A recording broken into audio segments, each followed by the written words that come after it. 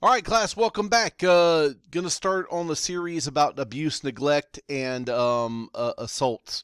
And we'll talk about these people, certain people that should be in the lowest circles of hell for what they do. And again, so we're going to talk about some of the implications with this and some of the reporting requirements that you are required to do with abuse, neglect, and assault cases. So yeah, this is more of an operations, but it does have some aspects of medical care involved in there. And just see some of these stats here again, and I will guarantee you that these are probably a little bit higher than that now. Unfortunately, it is a very silent thing. 5 children a day die from child abuse. That is absolutely scary. Okay, no victim ever forgets their pain, and I think that's the one thing I want to stress to you. No matter what we try to do, we're not going to be able to take it away. And they remember these things, and they'll remember it for the rest of their lives. It's one of those things they compartmentalize if they're lucky. If they're not, it can lead to all kinds of psychological problems with that. The thing that you remember is that law enforcement doesn't always get called to these, because sometimes we get there and what we think is a simple maybe slip and fall turns into something that's not. So make sure, by the way, it's one of the things I can't stress enough, is you got to make sure that your law enforcement has been notified about this. And again, and for them, by the way, it's also very difficult, because they have a lot of things that they have to prove along with that. There's certain things that they absolutely have to do. But here's the thing. We're not trained to handle those situations where they are, okay? We are trained to identify those situations, when things don't match up with injury patterns that we see, okay? And again, the biggest thing is that if we can detect these things early, we can break this cycle of abuse. Because I can guarantee you that a lot of times abusers are also victims themselves, okay? And the key thing is we want to break that up. Partner abuse. We get a lot of these, and again, and by the way, it's just not the man beating up on the woman. I've been to plenty of them that it's the other way around, and so it does happen that way. Okay, and this can be boyfriend to boyfriend, girlfriend to girlfriend, and I'll tell you, some of the more savage beatings that I've ever been to that were involving partner abuse was actually with gay couples. Okay, they're very, very passionate about what they do. Okay, and so don't just limit it to it's spouse on. Remember, spouse on spouse means just that, is somebody that they're with. Okay. The reasons they don't report it is they're so afraid of retaliation. They're so afraid of being humiliated because, again, they can't stop the violence themselves. And there's some really big fears about that, or fear that it's going to happen again, okay? And that is, again, and it's usually because they got a near-death experience or really savagely hurt, that they finally take the steps in order to break that cycle, okay? Abuse partners, by the way, will come up with all kinds of reasons for why they can't turn I'm going to change that person. Gang, the person doesn't change. The simple, long, and short. Again, abused women believe that, and abusers are actually really good. Abusers are really good at making sure that the abusee is very dependent upon them, okay? And a lot of times, by the way, abused women will stay with an abusive partner so that they don't break up a family, okay? So again, a lot of the reasons for them staying is they think that they can't survive without this person. And by the way, the abuser kind of goes through sometimes extreme measures to make sure that the abusee knows that you can't live without me. And it's kind of scary, actually, when you see some of these things. So again, but what usually does happen is escalation of violence. One time we go because there's some bruises on the arm. The next time there's bruises on the back. The next time they actually puncture a lung or shoot them. Okay, they may even kill them. If children are not initially involved, actually, though, if you got spousal abuse, children can become involved, and that is actually kind of the scary part to that. Okay. Again, but the most obvious is the physical abuse, but you can also, these can turn into other situations. Diabetes, again, they can be exacerbated by what the person might already have. But I think the more harmful stuff is the verbal abuse and the psychological abuse that this person takes. Again, the verbal abuse, again, they do that to maintain their control, and again, and they may not leave the physical marks, but again, emotionally, they're good. They can torture somebody. Unfortunately, yes, we got people out there that have forced sexual contact. Well, she's my wife. I can do what I want. No, dude, no still means no. Okay, and so they can do this thing.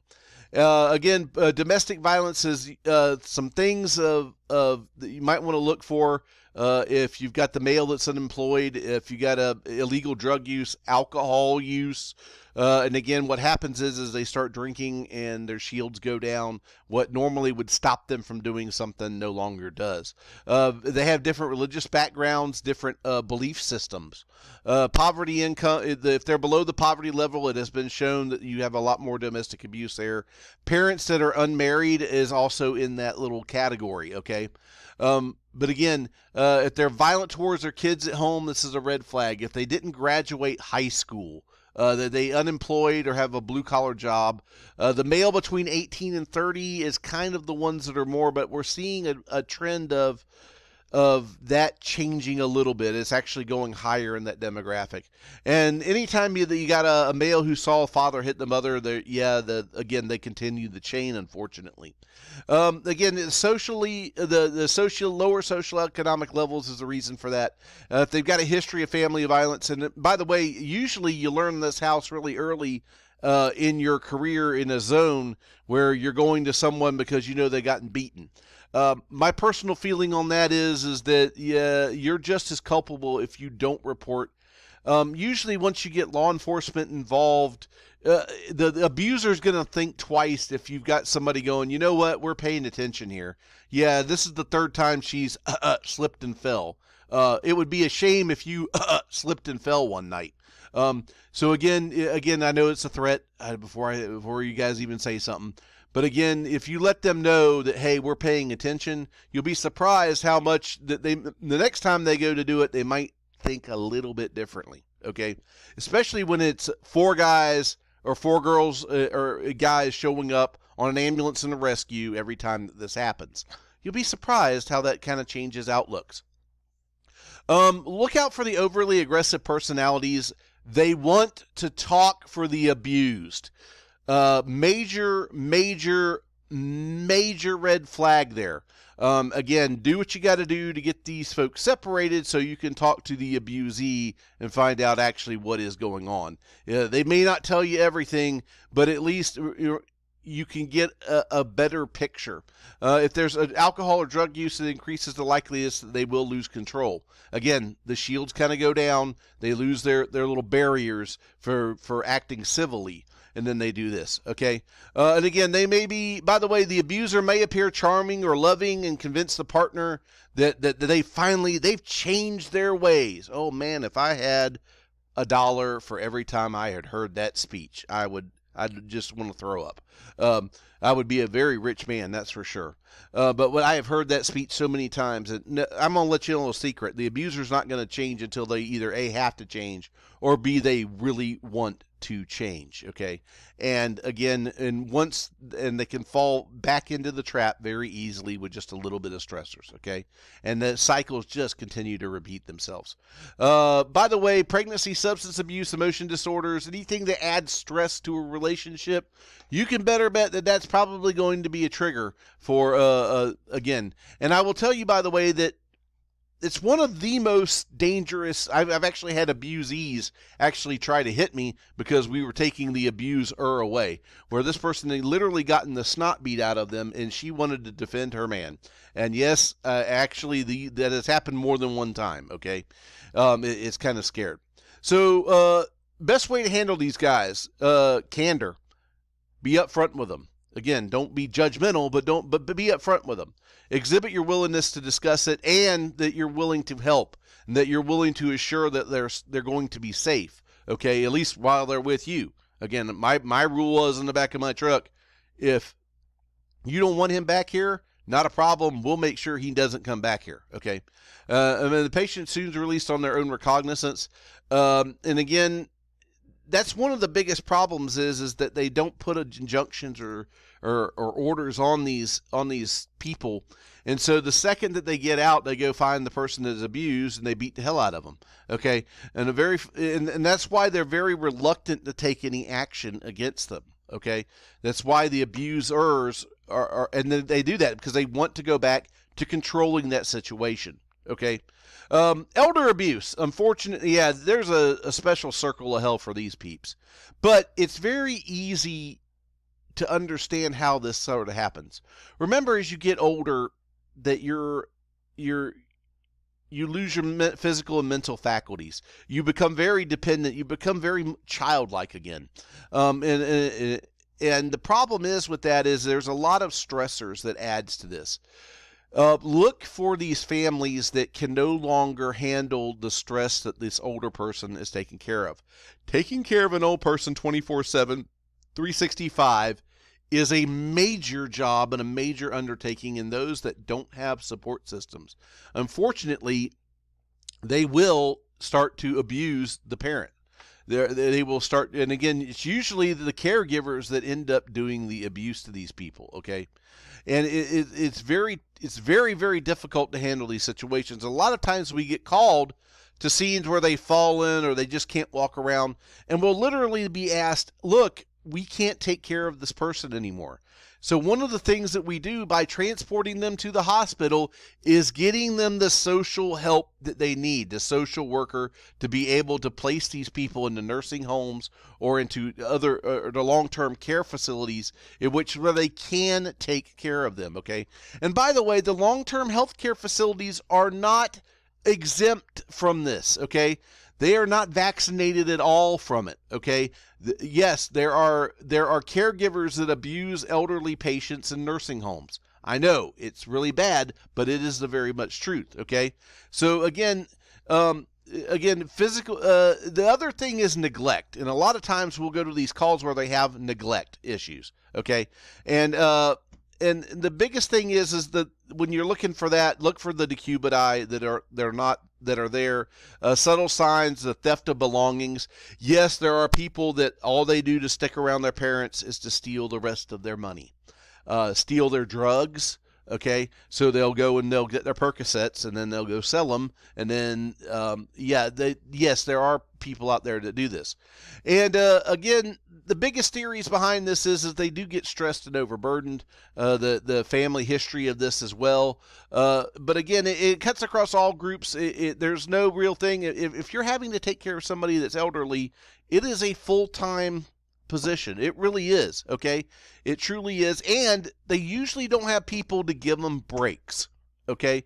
It's really kind of scary, okay? The only break that they get might be when EMS takes them to the hospital, okay? Literally. Now, by the way, these elder people, they're mentally competent, but they don't want to ask for help because they're afraid that the caregiver is going to leave them, okay? Or the caregiver is going to abuse them some more, okay? So again, it's a different dynamic versus children, by the way, and it's usually the adult children that end up being the abuser or the person that's taking care of them. I want to make sure that I stress that. It's usually those people that are actually the abusers. Unfortunately, we have to deal with child abuse, okay? And by the way, we are required, just for your information, in the state of Florida, to report elder abuse, child abuse. We are required by law. 1-800-96-ABUSE is the number. And we are required to report that, okay? And child abuse can be a lot of things, by the way, physical, emotional, and unfortunately sexual.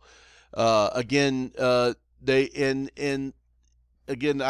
personally think there's a special circle of hell for these people because, again, they're innocent people. They can't help. These children can't help. Even when you got a child that's a handful, again, most of the child abusers, by the way, were physically or emotionally abused as children, and the punishments become more severe and more frequent. Oh, I can't say that enough. Okay, folks, when you don't do what that abuser wants you to do, they're going to continue and they're going to keep going more. Okay. And again, the perpetrators tend to be men, by the way, but that's not a 100% hard and fast rule. Men and women are even out with neglect. And again, a lot of times the women will just neglect versus the men will, be more the physical abusers. And again, of course, drugs and alcohol being involved usually makes it worse. Additional stressors make it worse. Okay. They may even have lack of obvious feelings for the child, and that's actually, once you see that, it's a very ugly side. And they'll say that they care for their children, but usually they don't. And it's so very hard because these are usually the sweetest kids, by the way. But literally the parents will be like, oh well, whatever.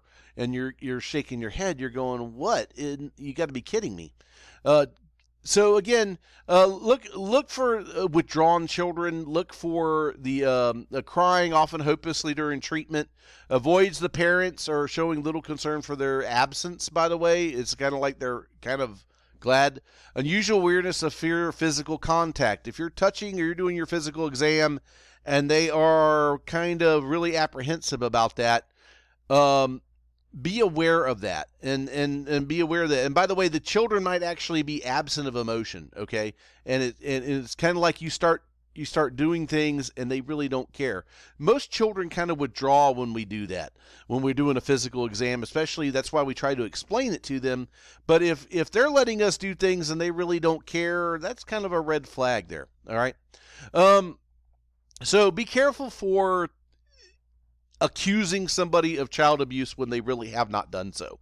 And again, if you even think it, you need to have law enforcement involved. But again, it's not our job to be the pointing out of you're an abuser. It's our job to say, hey, these things don't look right. So look out for these mimickers that are on the screen right here. Definitely look out for those. And again, defensive wounds on the hands and forearms are symmetrical, such as bites and stings. Again, especially if they're symmetrical. Usually that doesn't happen, okay? And they can be at different stages of healing, by the way, which is kind of your other thing. Look at your uncommon locations in the back. Pretty much if there's clothing there, look for signs of child abuse there. They actually, I've seen people burn on the soles of a child's feet with a soldering iron, because that way nobody would see that they were inflicting punishment on them, okay? Again, children scald a lot more easily. Again, their little young skin, it shows off a lot easier and better, and it's usually circumferential, by the way.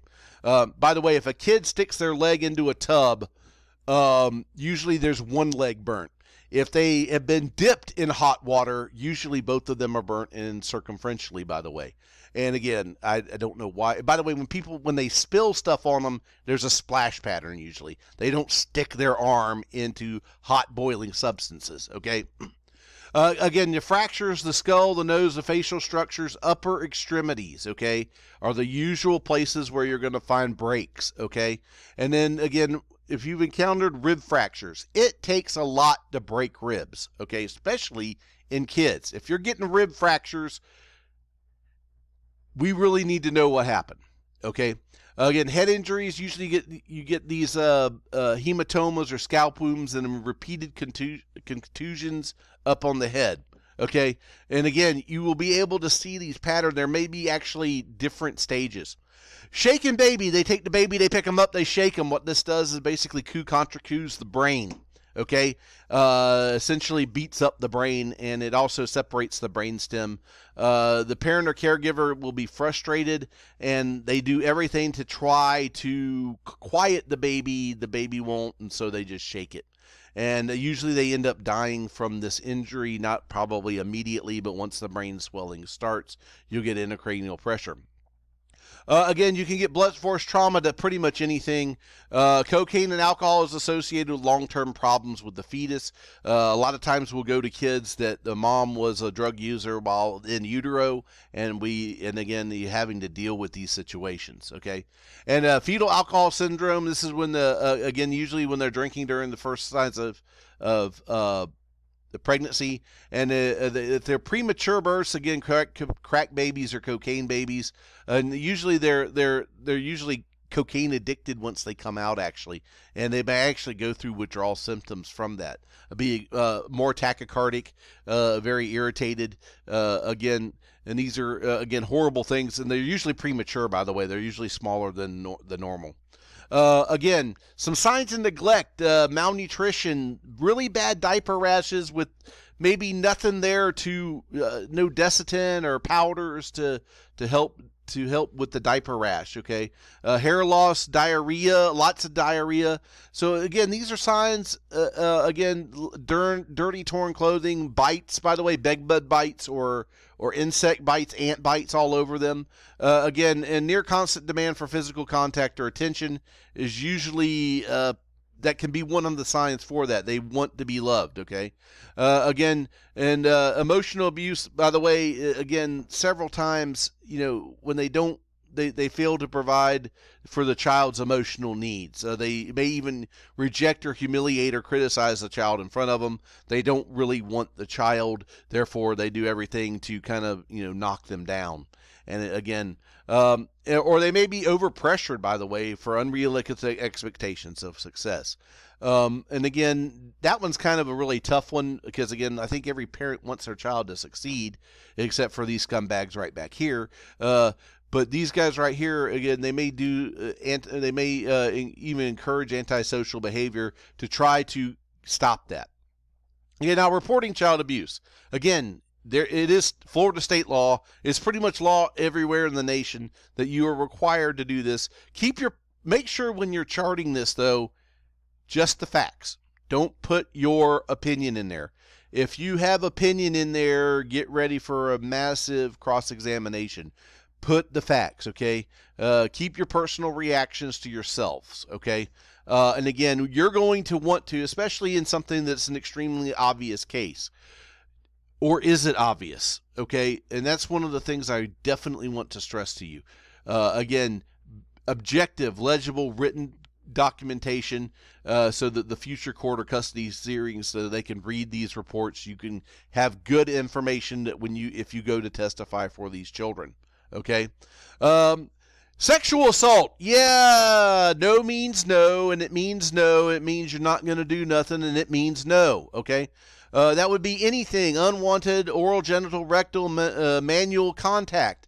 If you do actually penile penetration of the genitalia or rectum without considering the victim, that is called rape. Okay, and both are, by the way, both are crimes. Both are bad, and it should not be allowed. And there needs to be severe penalties for doing it. Here's the problem: they don't do it because it's very hard to prove. Because, again, the girl says he raped me. The guy goes, she said it was okay. And, again, nothing happens to the perpetrator. Because nothing happens to the perpetrator at that point. They feel embarrassed, and it's a horrible process to go through, okay? By the way, most of the rapes happen between 6 p.m., 6 a.m., either at the victim's home or the home of a friend, a relative, or an acquaintance, okay? Again, 1 in 2 rape victims are under the age of 18. 1 in 6 are under the age of 12. That's kind of a scary concept there, okay? So just because they're a kid doesn't mean that they're immune to it. Okay, and by the way, victims can be physically injured or even killed during the assault, all right?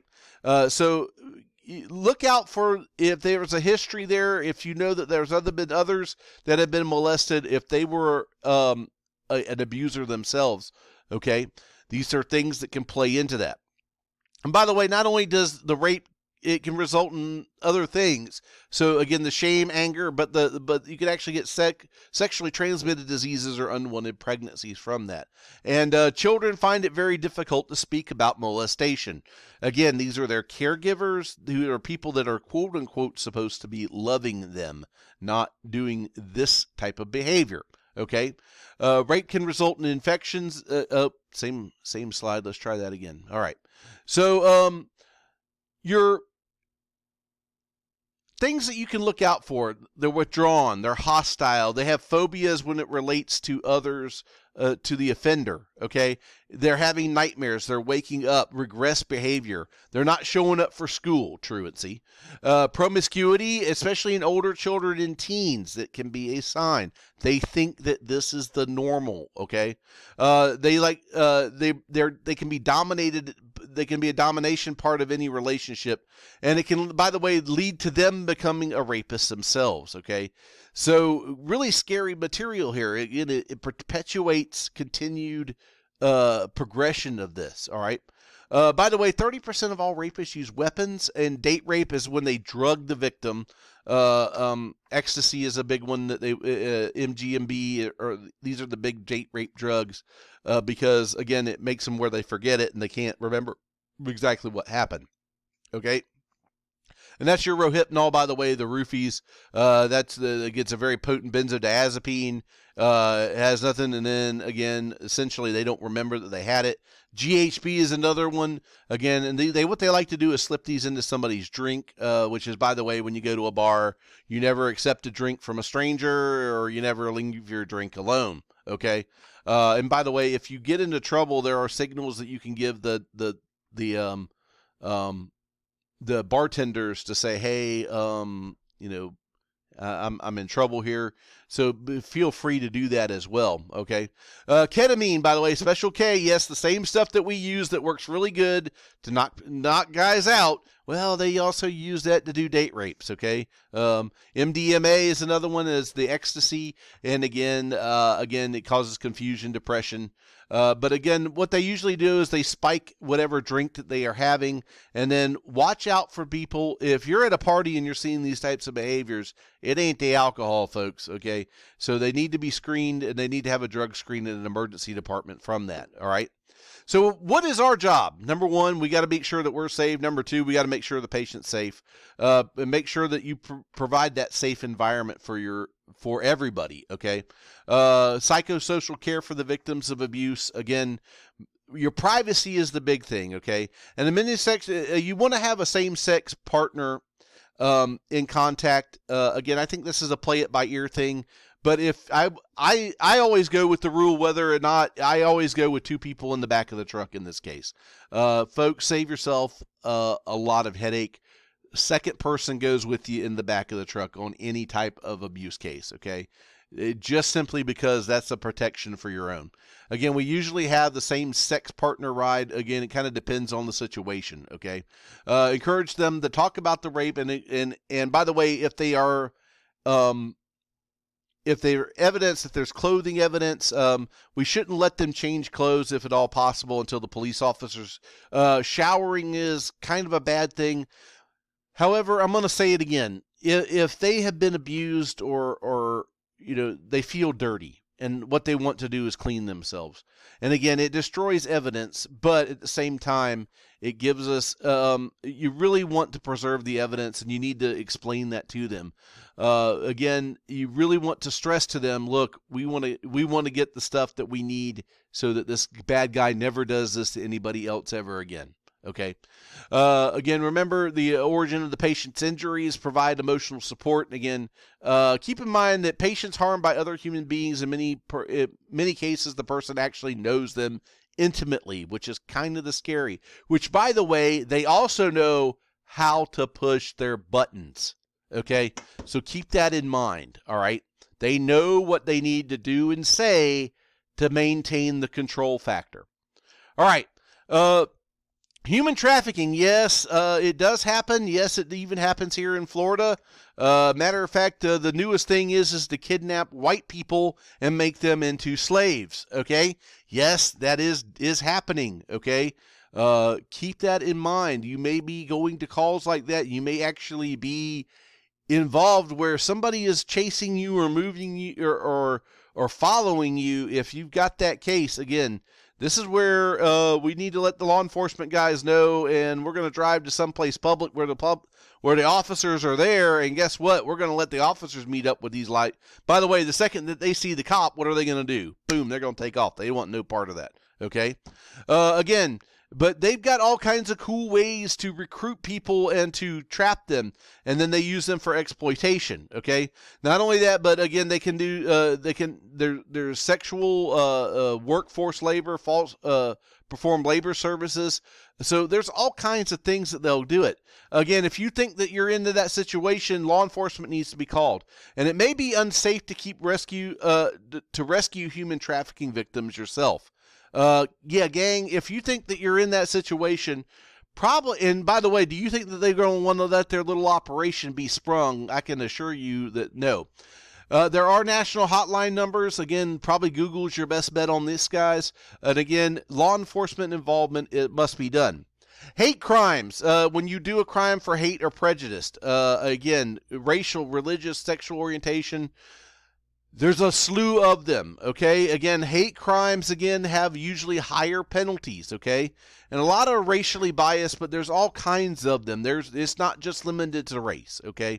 So, again, make sure that, the latest one, by the way, I think is Asian. About a year ago, Asian hate was kind of the big word and the big thing, okay? And they usually involve vandalism, and they try to intimidate these people. And again, these are dangerous situations, and if you're involved in one of these, you probably need to withdraw to a safe area. Unfortunately, it might be to the point where it's a riot situation, and you might not be able to withdraw. So keep that in mind. If your spidey senses are tingling, probably not a good place for you to be. All right, I know I went a little long on this, but the good news is there's only one video, so yay! But again, look out for these signs of abuse and look for these patients. Again, and this is the one, again, you kind of need to slow down. Treat their injuries, of course, but you need to slow down just a smidge on these guys, okay? And find out what exactly happened, especially if they don't have life-threatening injuries. All right, folks, that's it. I'll see you on the next one.